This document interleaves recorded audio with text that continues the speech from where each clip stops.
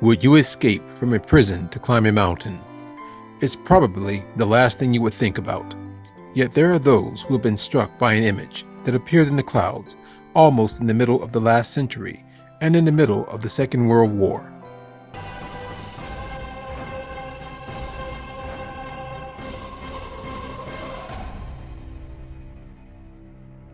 At 5,199 meters, Mount Kenya is second only to Kilimanjaro among the African mountains. It lies just south of the equator, about 150 kilometers northeast of the capital Nairobi, and gave Kenya its name. Formed more than 3 million years ago, Mount Kenya is an isolated dormant volcano, unattached to any mountain range. Its last eruption was 3 million years ago. At that time, its crater was around 7,000 meters high. Mount Kenya has several peaks. The main peak is Batian, followed by Nelion and Point Lenana. During the 1800s, Mount Kenya had begun to attract the attention of travelers and adventurers. In 1899, English geographer Mackinder led an expedition to the mountain. It proved particularly deadly, with 8 of his African porters killed, perhaps by Mackinder himself. On 30th August, he made a summit push on the southeast face with 2 of his companions, European guides Ollier and Brocherel. Just 100 meters from the summit of Nelion, night fell and they had to retreat. Nearly a week later, on September 5th, Ollier, Brocherel, and a photographer, Hausberg, circled the mountain to find an easier route to the top, but to no avail. Later, Mackinder, Ollier, and Brocherel climbed the southeast face of Nelion. Finally, on September 13th, they also managed to ascend the highest peak, Batian. It marked the first ascent of Mount Kenya. After this, few expeditions visited Mount Kenya for several years. All these geographers, geologists, botanists, and explorers organized trips using porters and with significant financing. Their objectives were varied: to search for the origin of rivers, investigate the volcano's crater, collect new plants, find safe trading routes, or scale new peaks. Felice Benuzzi was an Italian mountaineer and diplomat born in Vienna in 1910 and raised in Trieste, Italy. From a very young age, he climbed in the Julian Alps. He graduated with a degree in law from the University of Rome. At the age of 28, he married a young Jewish woman, but shortly after their marriage, new racial laws in Italy declared that their marriage was illegal. Benuzzi and his wife left Italy for Africa, where the new law might arrive much later. By 1938, Benuzzi was appointed as a colonial official in Addis Ababa, Ethiopia. However, Mussolini's dream of a great African empire was crushed when the British Army moved into East Africa. In 1941, Britain captured Addis Ababa. Benuzzi was sent to Kenya as a prisoner of war, and his wife and daughter were detained in Ethiopia. Life in the camp was hard. Maintaining sanity was a daily struggle. It was worse than jail because they did not know when they would be released. One morning, another prisoner impatiently called Benuzzi over. The clouds lifted, and Benuzzi saw an ethereal mountain emerging from a frothy sea of clouds, framed between 2 dark barracks, a massive blue-black tooth of sheer rock inlaid with azure glaciers. It was the first time that Benuzzi had seen such a huge mountain.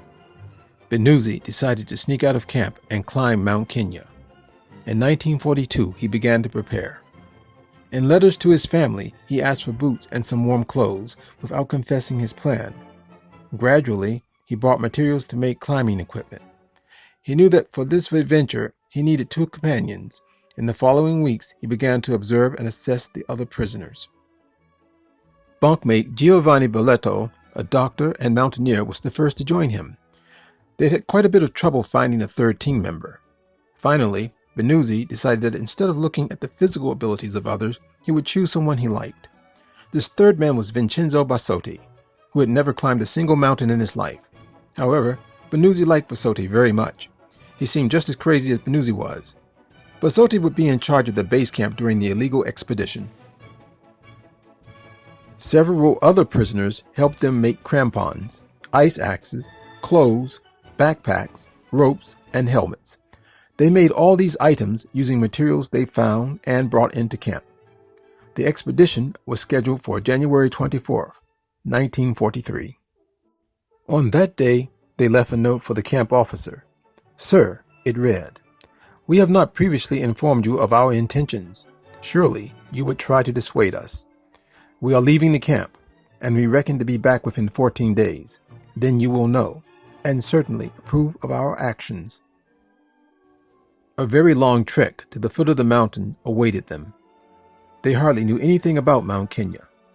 The only map they had was on a can of food, showing a drawing of Mount Kenya.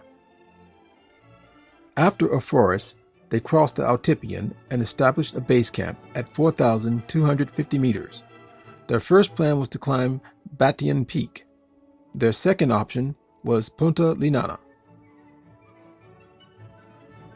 They were in front of the north face of Batian. Both knew that the peak had already been climbed, but they had no idea from which side. They decided to try traversing the northwest ridge. The ridge had only been climbed once, in summer, by two exceptional climbers, Shipton and Tillman. In fact, Shipton and Tillman had abandoned the idea to approach the mountain from the northern side, and finally attacked it from the south. Benuzzi and Belletto started climbing on February 3rd, 1943. As they planned all along, Basotti remained in the base camp. After advancing for more than 15 hours, a major snowstorm began, so that they had to turn around and descend. Their meager food ran out. They stumbled into base camp, exhausted, hungry, and despondent. After a rest day, they decided to climb Lenana. They left base camp on February 6 at 1:50 a.m. It was much colder than during their attempt on Batian. Despite their simple homemade equipment, they managed to reach the top of Lenana at 10 a.m. They put the Italian flag on the top, which they had taken to the mountain in 3 parts, one man carrying each color. They also deposited an empty brandy bottle on the summit, in which they put a note with their names. 17 days after escaping, they returned to the prison. They were willing to face the consequences of their escape. Benuzzi and his 2 companions did not know that their flag was found on top of Lenana just a few days later by some British climbers. Already the story had started to spread. On returning to camp, they were sentenced to remain in isolation cells for 28 days, but the camp commander eventually waived 21 days of the punishment, recognizing their outstanding sporting achievement.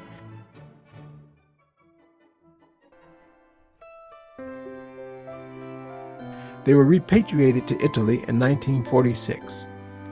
Their story represents one of the greatest insanities in mountaineering stories. Subscribe, share, and see you in the next video.